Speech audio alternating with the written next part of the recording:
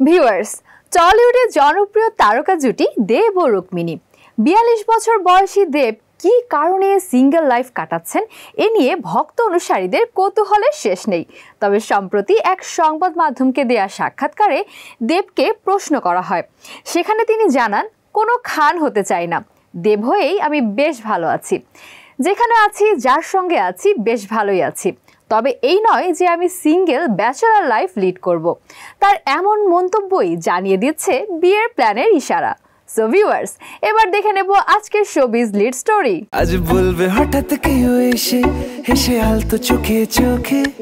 কলকাতার জনপ্রিয় তারকা জুটি দেব ও রুক্মিণী। দীর্ঘদিন ধরেই তাদের প্রেমের গুঞ্জন বাতাসে। এই জুটির বিয়ের সংবাদ নিয়ে ভক্তদের আগ্রহের শেষ নেই।